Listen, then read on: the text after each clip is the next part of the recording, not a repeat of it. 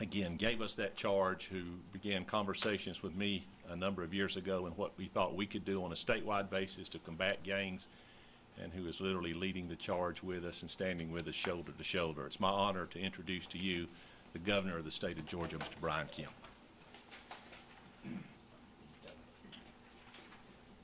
Well, thank you, Vic, and good afternoon, everyone. Thank you for being here. Certainly honored to have the First Lady and one of the First Daughters, Amy Porter, with us this afternoon. Really just to do a couple of things, give you guys an update, but also just to thank the men and women of the Georgia Bureau of Investigation for their incredible work on the gang task force over the last 2 years, as Vic mentioned, but also to reaffirm our commitment that we have in the months and years to come.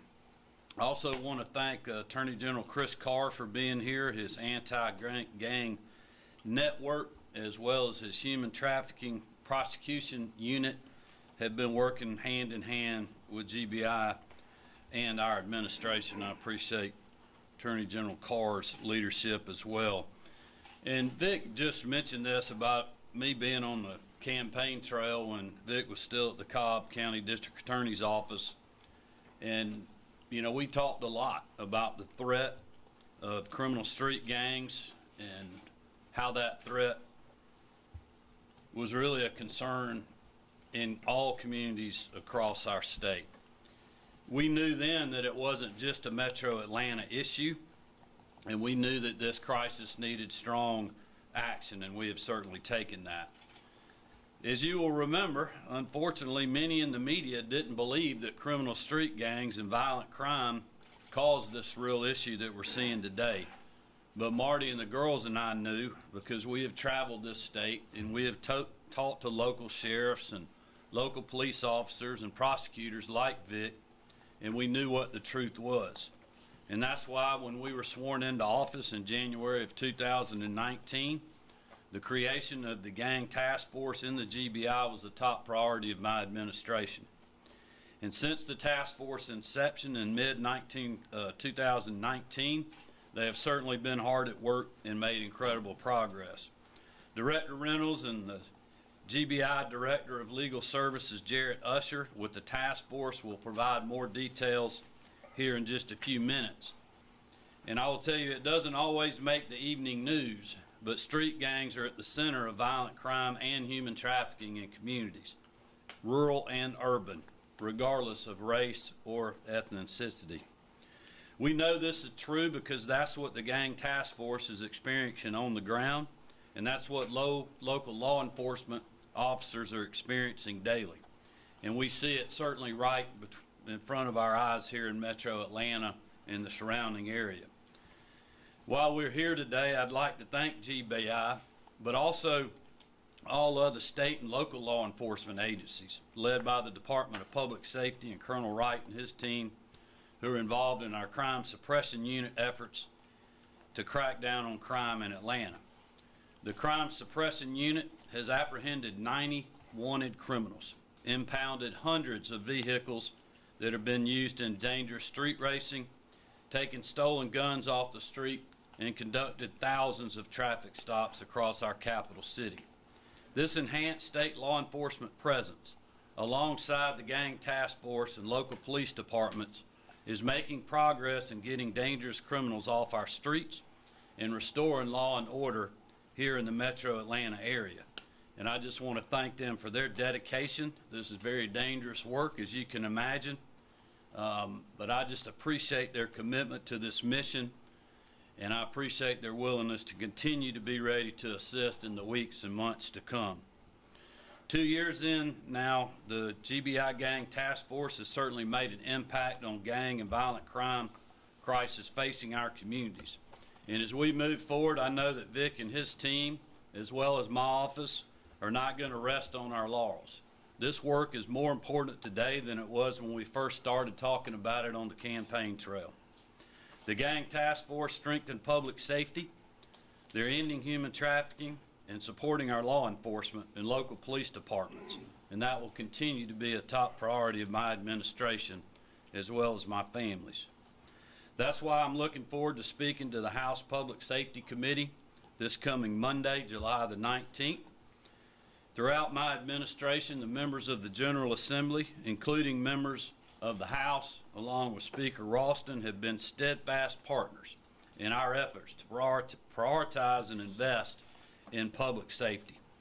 The Speaker, the members of the House, and I all agree a lack of elected leadership in our capital city is creating an anti-police, soft-on-crime environment, which is allowing violent crime to skyrocket and endanger the safety and security of families across the metro Atlanta area.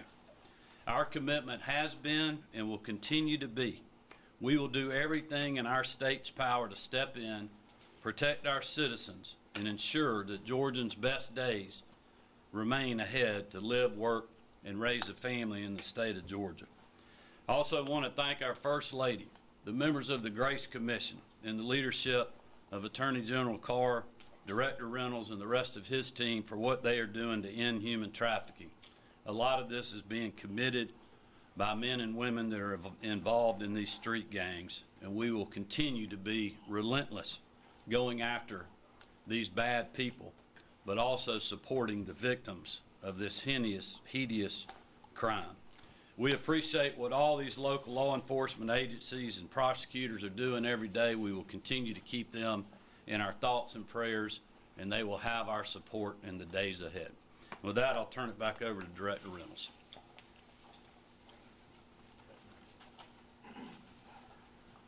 Thank you, Governor. You know, a little over 2 years ago, when I became the director of the Georgia Bureau of Investigation, Governor Kemp charged this agency with going after criminal street gangs. Based on that challenge, we began developing initiatives and both internal and external plans to eradicate these criminal street gangs in our state. You know, as we take a moment and look back over the last 2 years, we're certainly proud of what we've done, but we also realize, as the governor said a moment ago, we have a lot of work left ahead of us. From an internal perspective, one of the very first things we did was to develop a statewide GBI gang task force. We began a process of selecting agents from around the state to form this unit under the leadership of very experienced supervised agents. We also formed early partnerships with agencies like the Georgia National Guard Counter Drug Task Force, our friends down in Spalding County Sheriff's Department under the leadership of Sheriff Darrell Dix and his staff, with the Atlanta Police Department, with the Department of Homeland Security Investigations, and I want them to know we appreciate their early support and their continued support. We also appreciate the support, the steadfast support of our Attorney General, Mr. Chris Carr, who has stood with us shoulder to shoulder in this battle. We also made sure that in every regional office in the GBI around the state, we had agents who were specially trained as regional gang specialists. So no matter where in Georgia a gang crime was committed, we wanted to make sure that the locals could reach out to a specially trained GBI agent to assist them in any type of investigation. We began putting this task force together in March or so of 2019, March, April, and May, and we hit the ground running that summer. During fiscal year 2020, which ran from July 1 of 2019 to June 30th of 2020, the GBI was involved through our gang task force or our regional gang specialist in some 343 gang-related or gang-motivated investigations. As we amped up our intensity in this area, and in all candor, as we began to learn how to work these cases appropriately and correctly, we then became involved in FY21 in some 541 gang-related or gang-motivated investigations.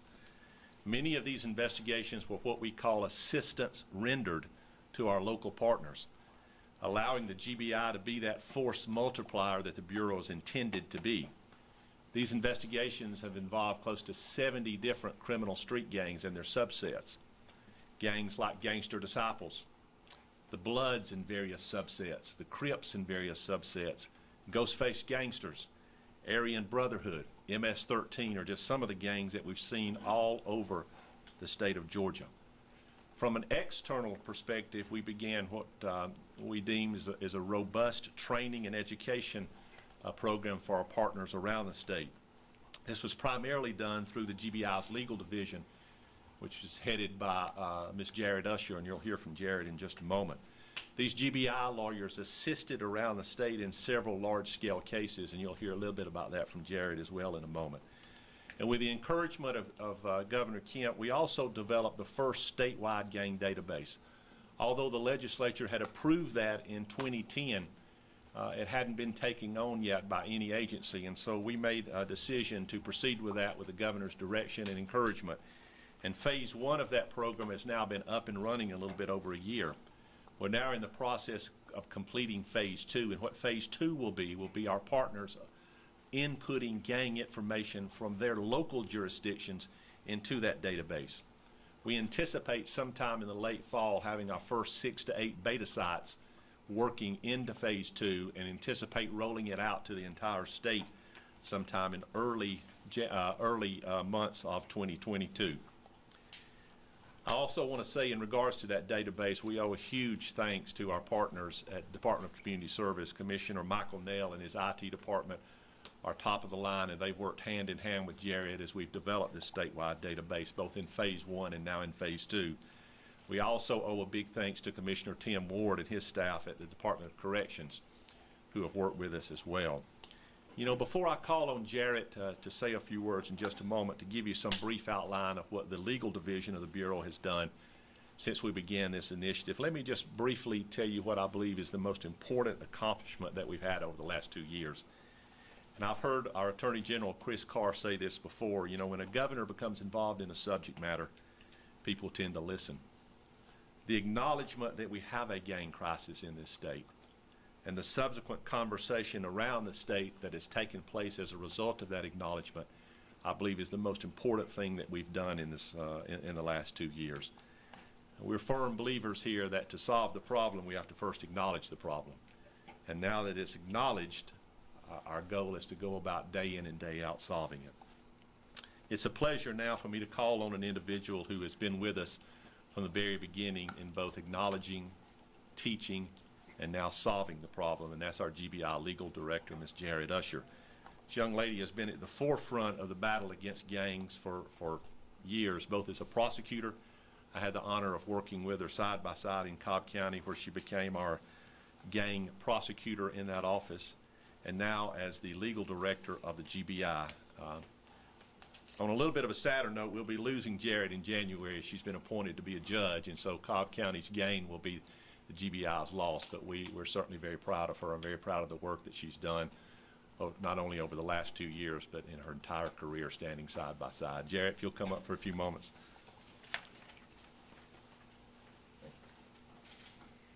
Well, first, thank you, Director Reynolds. Let me begin by saying it has been a privilege and an honor to work at the direction of Director Reynolds and to be part of Governor Kemp's anti-gang initiative for the past 2 years.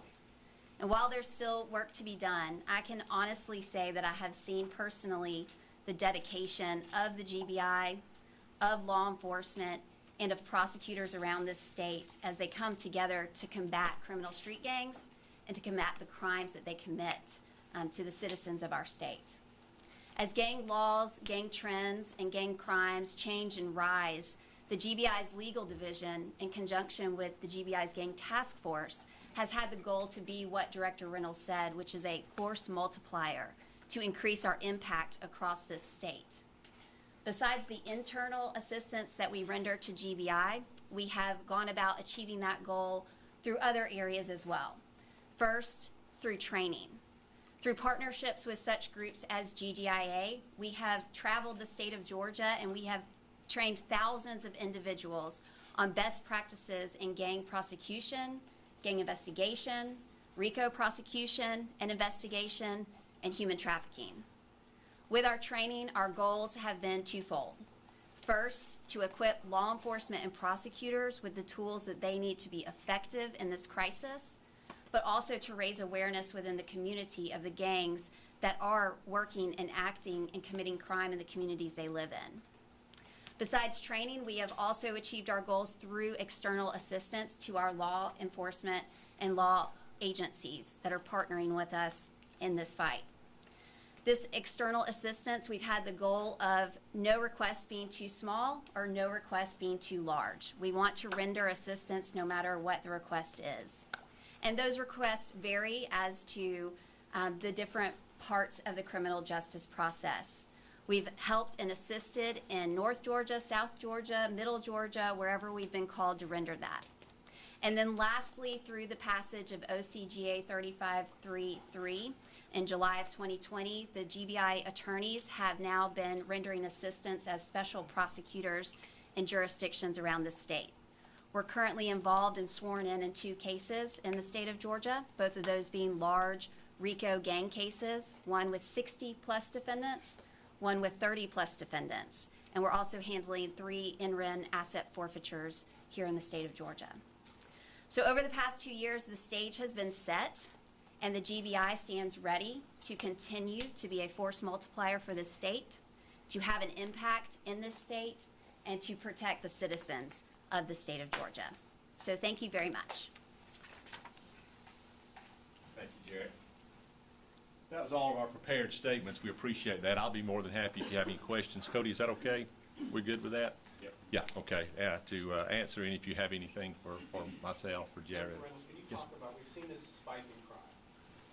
How much of this crime is being committed by gangs? And obviously there's a difference between crimes committed by someone who's in a gang and a crime that is gang-related or gang-motivated. Yes, sir. Talk about all of that. Certainly.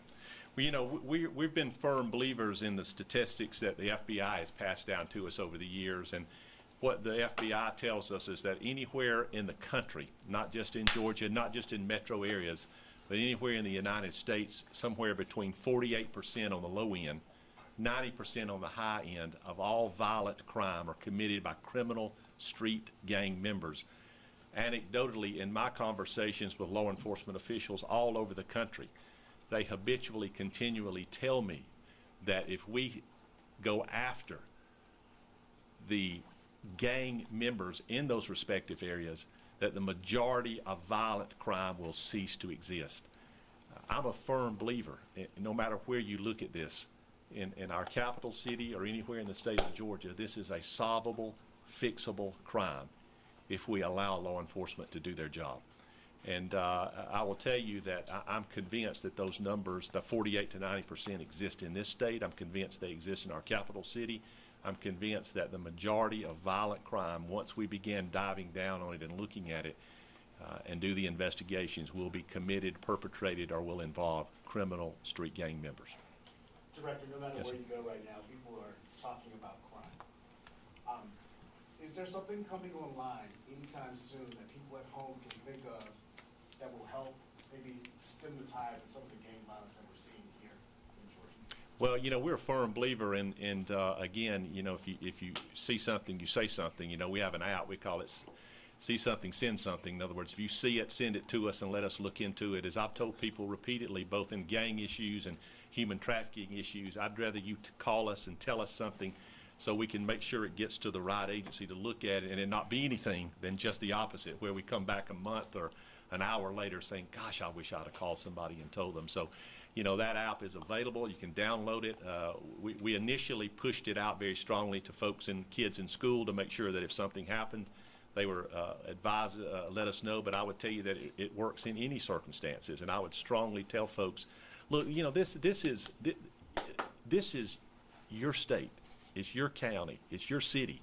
To protect your state, your county, and your city, you're going to have to get involved. And you're going to have to tell law enforcement, this is what we've seen, this is what we're concerned about, these are the activities that are happening here, we believe you need to look into it, and I'm convinced they will. You know, we're an assisting, requesting agency. To get us involved, somebody's got to ask us. A lot of places people ask us. Some places they don't. So, you know, the crime all boils down to a local issue anyway, so I would strongly urge citizens, no matter where they're at, if something is going on in their community, they tell their law enforcement agency about it, and hopefully they'll do what they need to do. Governor, will you be pushing for more federal funds to address some of these crime issues as well? Well, I'll let the director speak to any available federal funds, but I will just say this. I'll again want to thank the General Assembly and Speaker Ralston and Lieutenant Governor and a lot of other people who have been very involved in helping not only fund the gang task force at GBI, the database, but also the units that that Attorney General Carr has in his agency as well. Those are all things that have come through the appropriations process. We appreciate their support. My administration is committed to supporting the GBI, and as you well know, we are literally making millions of dollars available right now for the crime suppression unit here in the city of Atlanta to try to help push and move the needle on these issues. Governor, can you talk about cooperation with the city of Atlanta? We spoke with the police chief yesterday, and he says they've opened up dialogue with GBI and GSP, but elected officials in Atlanta talk about approaching the crime issue through different methods, a different way of policing. Can you talk about that? Well, I haven't got time to wait on a political campaign to do something about violent crime in Atlanta. I can assure you of that. I became very frustrated almost 3 months ago about hearing about this issue, seeing it, and us having to deal with it. That, as you all know, I told Colonel Wright, I tasked him with putting together a plan, working with the Atlanta Police Department and anyone else in the metro area that wanted to participate from a local law enforcement agency. He came back. We've got the GBI involved. We have community supervision involved. We've got the Department of Natural Resources involved, corrections, DJJ, and a lot of folks at the local level, the sheriff and many others. But Chief Bryant has been a great partner for us, especially going after street racing. And quite honestly, it's a partnership that he needs, in my opinion, because it's our cars and it's our vehicles and our people that are driving that are going after these folks because of the inability for them, because of policy, to be able to do that. And that's not something that I can control. I am ready to stand shoulder to shoulder with any local law enforcement personnel or agency to go after gangs, violent crime, and street racing. We made a commitment to do that with new legislation. I appreciate the General Assembly's support on that, but we want to stand shoulder to shoulder. You know, I'm not going to put our people on the front lines and try to be an agency's police department. That is not what the state response is designed to do. And thankfully, we now have people standing shoulder to shoulder with us. Governor, as part of these efforts, are you working with the hotel industry at all in terms of human trafficking and trying to put a kibosh on that? Well, listen, our First Lady, as I've said many times, has led the country in efforts to end human trafficking, but also to support the victims. And she has worked with the many hotel associations, other business groups. Just the other day, a lot of the folks in the spirit and wholesale spirit industry, beer wholesalers and others, are now putting logos on their trucks to raise awareness. They've done training with employees. Great companies like UPS and Delta and others have done that as well. And so we'll work with anybody that's out there. I mean, the Grace Commission and the First Lady have developed a 30-minute training program that any Georgian can take. We urged people in state government to do that. I urge people at home to do that. So there's some amazing stories out there of people that literally have just taken 30 minutes to learn what to look for, that have had great successes for us, and we'll continue to do that. I would encourage people to go to the governor's office website or reach out to us about that information. We'd be glad to partner with you. Director Reynolds, are you able to say, in relation to the number of cases that GBI is involved with generally, is this a bulk of what you guys work on? Is it a fraction? I'm sure you don't have the exact number, but where does it fall in relation to the other criminal cases you guys are involved in? I will tell you that it's certainly one of our top priorities, both gang work and human trafficking work. But I would want you to know as well, you know, for example, officer-involved shootings, that takes and consumes a great deal of our time. Violent crime, particularly outside of the metro area, when you talk about the GBI and the requests for assistance, a vast majority of that comes outside of metropolitan Atlanta, where we get into smaller rural areas where the GBI is, in fact, the primary law enforcement provider in a lot of these areas on major cases where the sheriffs ask us to help and locals do. But gang work is certainly way up on our priority, on our radar. As far as the percentage of time it consumes, I don't know. I would tell you that more than likely majority of our work goes into violent crime, particularly outside of Atlanta, but a lot of that is gang related, and so it all ties over. In fact, just about any case we do, we try our best to look for a gang nexus in that, and if we find it, we're able to connect it, and hopefully the prosecutor will pursue that for us. But yeah, it's certainly a priority item. Director, Yes, sir. back in June, the Fulton County District Attorney asked you for gang task force resources to help investigate cases with gang ties. Has the GBI began assisting with those? Are you talking about the letter that she sent me regarding the 2 specific cases? Yes. And yes, we committed to help on those 2 specific cases. We did. We have folks helping them work that right now. Are you doing anything to make sure they get through as soon as possible, or? We are. It's a priority item for us, without speaking too much about the facts of those cases, but they're 2 extremely high-profile cases. We were asked specifically to come in to, again, be a force multiplier, to look over what has been done, to see if anything else can be done. We have task force members doing that as we speak. We're doing that with our goal of getting through with it sooner rather than later, but as anybody in this business will tell you, cases often dictate time themselves. You know, I wish we could say we'll have this solved within 90 days, 100 days, 30 days, but that's not the way the beast is sometimes. But well, to answer your question, we are involved. To answer your second question, we are prioritizing it. Governor or Director Haley Mason, CBS 46, we've spoken to Chief Bryant, and he mentions gangs are definitely a problem, but the majority of the crime he's seeing within the metro Atlanta area is between 2 people who know each other. Can you talk about how the work that you all are doing intersects to help with that overall crime problem? Well, I'm not privy to the details in a lot of the arrests that certainly Chief Bryant is. I certainly take him at his word for that. But to me, what is troubling is when you have 14 and 15, 16-year-old kids that are out there doing violent crimes, carjackings, shooting each other, shooting at our men and women in law enforcement. I mean, there's a big problem there. And, I don't think they're just deciding to do this on their own. Most likely, I would assume that they're being enticed by older gang members. I mean, that's what they do. That's one reason I feel like it's so important that we have got to get our kids back in school. When they have that idle time, there are those that are out there recruiting them to be part of a scheme to help them make money that just ends up getting our young people in jail or injured with a gunshot wound or worse, killed. Governor, can I ask an off-topic question? Another issue that's been in the news in recent days is the increase in COVID cases in Georgia and several other states. Any thoughts on that and any plans to do anything at this point?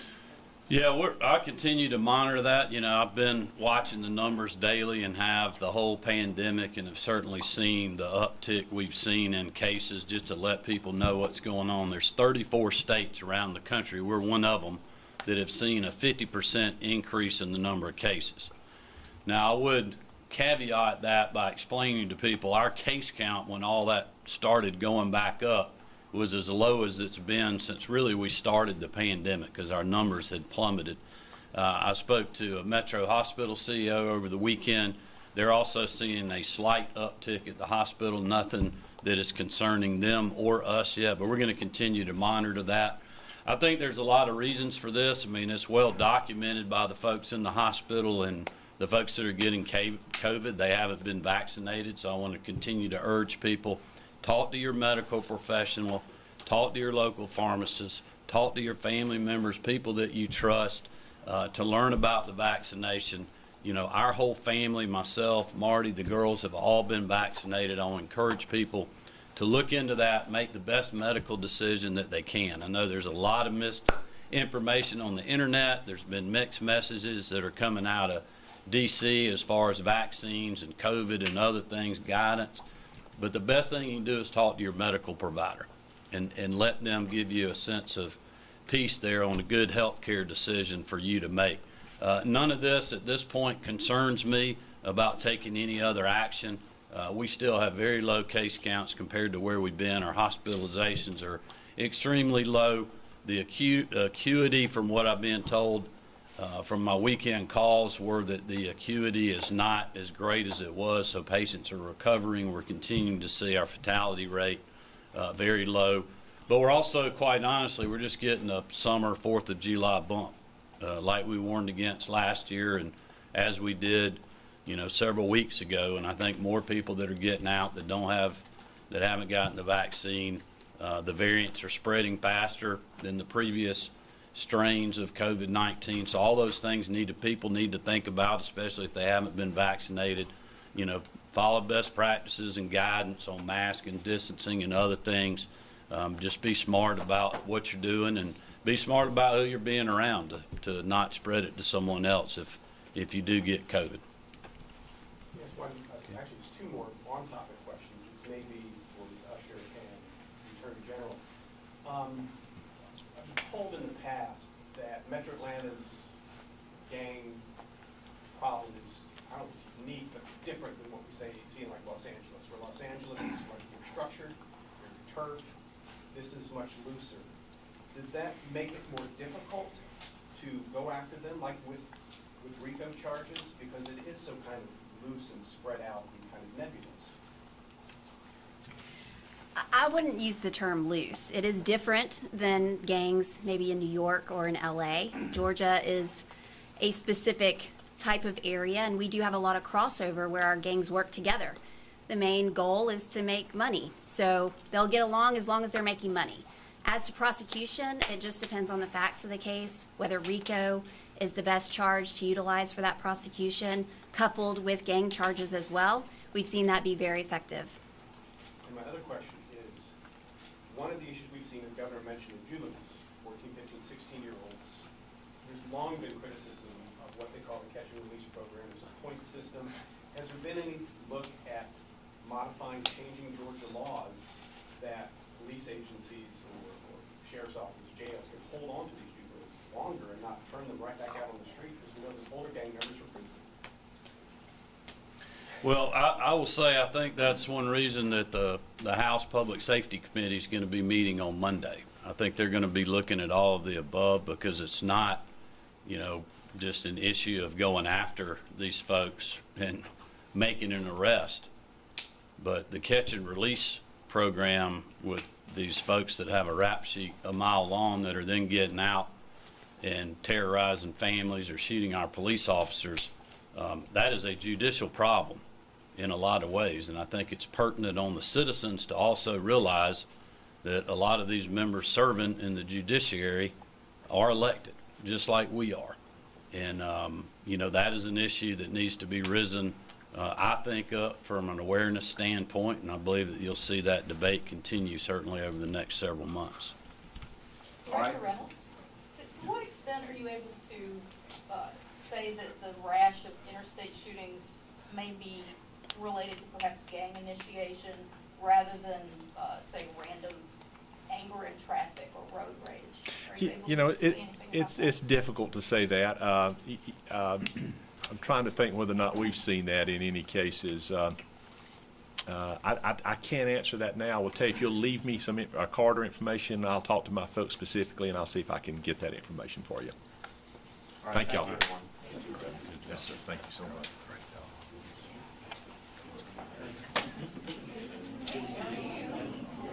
Appreciate you being here.